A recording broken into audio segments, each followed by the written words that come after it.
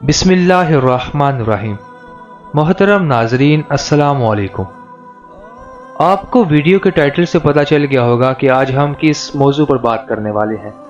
دوستو، حضرت عقبہ بن ابی صہبہ کہتے ہیں کہ جب بدبخت ابن ملجم نے آپ رضی اللہ تعالی عنہ پر تلوار کا وار کیا، یعنی آپ زخمی ہو گئے، تو حضرت امام حسن رضی اللہ تعالیٰ عنہ روتے ہوئے آپ کی خدمت میں آئے۔ آپ نے ان کو تسلی دی اور فرمایا، بیٹے، میری 4 باتوں کے ساتھ 4 باتیں یاد رکھنا۔ حضرت امام حسن رضی اللہ تعالیٰ عنہ نے عرض کیا، وہ کیا ہے؟ فرمائیے۔ حضرت علی رضی اللہ تعالیٰ عنہ نے ارشاد فرمایا، اول سب سے بڑی تو نگری عقل کی توانائی ہے، دوسرے بے وقوفی سے زیادہ کوئی مفلسی اور تنگ دستی نہیں، تیسرے غرور و گمنڈ سب سے سخت وحشت ہے، چوتھے سب سے عظیم حلق کرم ہے۔ حضرت امام حسن رضی اللہ تعالیٰ عنہ نے عرض کیا کہ دوسری 4 باتیں بھی بیان فرما دیجئے۔ آپ نے ارشاد فرمایا کہ اول احمق کی محبت سے بچو، اس لیے کہ نفع پہنچانے کا ارادہ کرتا ہے لیکن نقصان پہنچا جاتا ہے۔ دوسرے جھوٹے سے پرہیز کرو، اس لیے کہ وہ دور کو نزدیک اور نزدیک کو دور کر دیتا ہے۔ تیسرے بخیل سے دور رہو، اس لیے کہ وہ تم کو ان چیزوں کو دور کرے گا جن کو تم پسند کرتے ہو، جن کی تم حاجت کرتے ہو۔ چوتھے فاجر سے کنارہ کش رہو، اس لیے کہ وہ تمہیں تھوڑی سی چیز کے بدلے میں فروخت کر ڈالے گا۔ حضرت علی رضی اللہ تعالیٰ عنہ سخت زخمی ہونے کے باوجود جمعہ و سینچر تک بقید حیات رہے، لیکن اتوار کی رات میں آپ کی روح بارگاہ قدس میں پرواز کر گئی، اور یہ بھی روایت ہے کہ آپ 19 رمضان جمعہ کی شب میں زخمی ہوئے اور آپ کی وفات ہوئی۔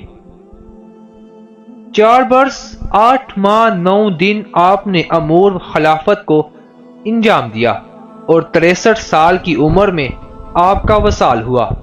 حضرت امام حسن، امام حسین اور حضرت عبداللہ بن جعفر رضی اللہ تعالی عنہما نے آپ کو غسل دیا اور آپ کی نماز جنازہ حضرت امام حسن رضی اللہ تعالیٰ عنہ نے پڑھائی۔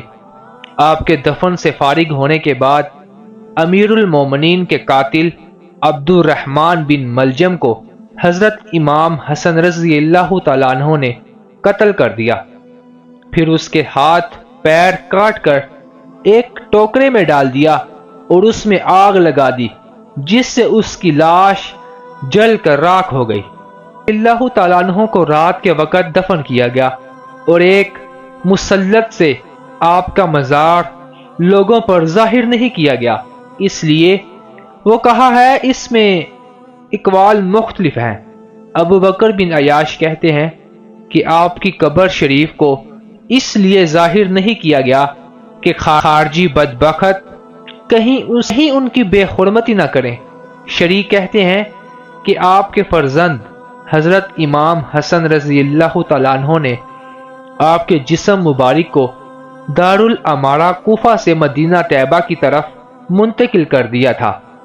مبرد نے محمد بن حبیب کے حوالے سے لکھا ہے کہ ایک قبر سے دوسری قبر میں منتقل کی جانے والی نعش حضرت علی رضی اللہ تعالیٰ عنہ کی تھی۔ انہیں اساکر سعید بن عبد العزیز سے روایت کرتے ہیں کہ جب حضرت علی رضی اللہ تعالیٰ عنہ شہید ہو گئے تو آپ کے جسم مبارک کو مدینہ منورہ لے جانے لگے تاکہ وہاں رسول صلی اللہ علیہ وآلہ وسلم کے پہلوئے مبارک میں دفن کریں۔ نعش ایک اونٹ پر رکھی ہوئی تھی، رات کا وقت تھا، وہ اونٹ راستہ میں کسی طرف کو بھاگ گیا اور اس کا پتہ نہیں چلا، اس لیے اہل عراق کہتے ہیں کہ آپ بادلوں میں تشریف فرما ہیں۔ بعض لوگ کہتے ہیں کہ تلاش و جستجو کے بعد وہ اونٹ سرزمین میں مل گیا اور آپ کے جسم مبارک کو اسی سرزمین میں دفن کر دیا گیا۔ اس میں مختلف رائے ہیں، لیکن اس میں مختلف روایات ملتی ہیں۔ یہ تھی ہماری آج کی ویڈیو۔ مزید اسلامک ویڈیوز دیکھنے کے لیے ہمارے چینل AH TV کو سبسکرائب کریں تاکہ ہر نئی آنے والی ویڈیو سے آپ باخبر رہ سکیں۔